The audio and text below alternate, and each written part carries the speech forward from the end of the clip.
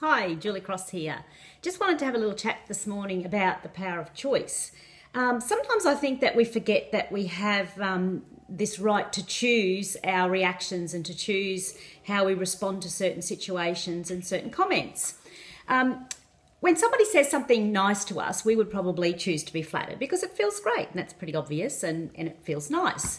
And so we should. And so we would do that. And if somebody said something derogatory or shared an opinion that perhaps we didn't like or was a little bit nasty, we would probably choose to be offended and hurt.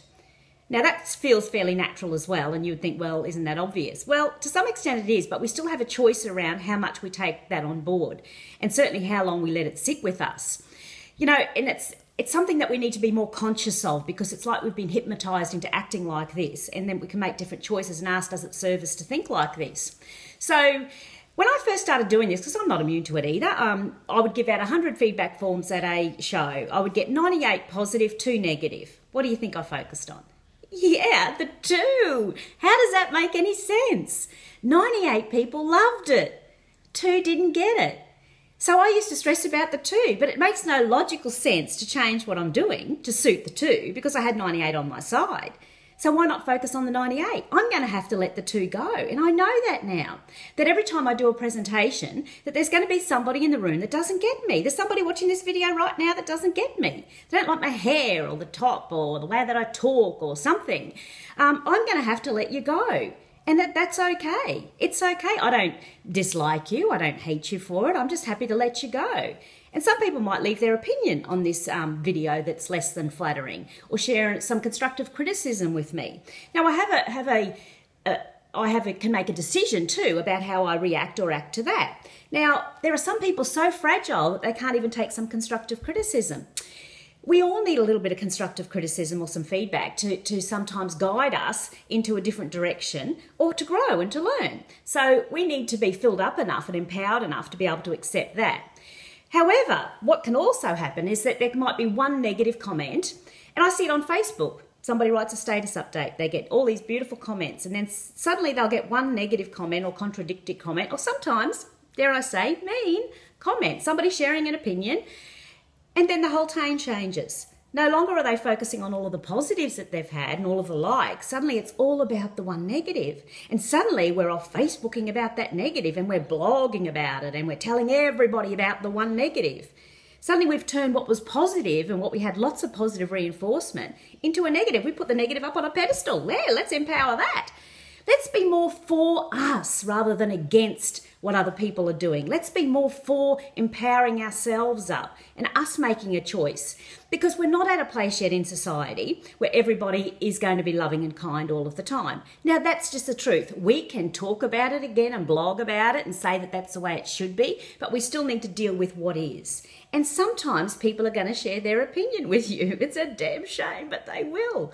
And then we have to choose what we're going to do with it. And when we're empowered up, it's like we've got this force field around us where those comments can kind of bounce off us rather than coming in here and really hurting us. It's our life we're working on here. So we have a responsibility to process that in a way that it's not hurting us. And we can do that. We really can. It's about the choices that we make. And so when we get a negative comment, you can feel it, but you can let it go. You don't have to let that then define who you are.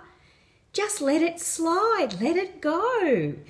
And so, you know, there was this letter I got a couple of years ago after a presentation I'd done at a big conference, and, you know, the feeling in the room was great, the energy was fantastic.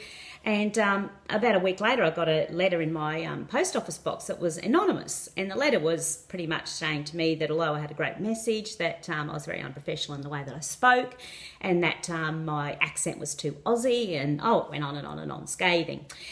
So what did I do with the letter? Oh, well, I threw it in the bin. I hope that's okay. But you know what? I never spent any more time thinking about it until today to tell you about this. Because why would I give that stranger that much power over my life?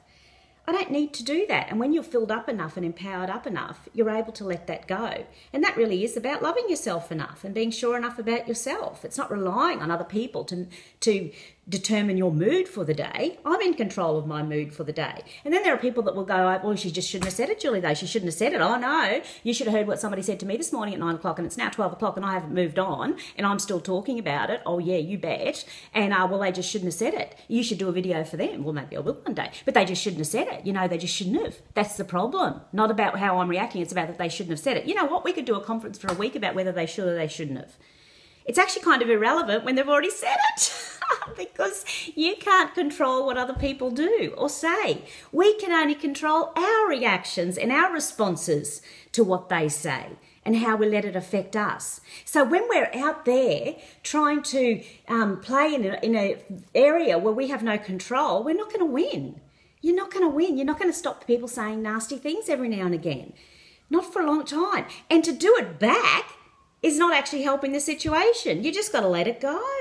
Be empowered up enough to know that you are enough and that you control. Your life is too precious. Your moments are too precious to let somebody have that much control over you.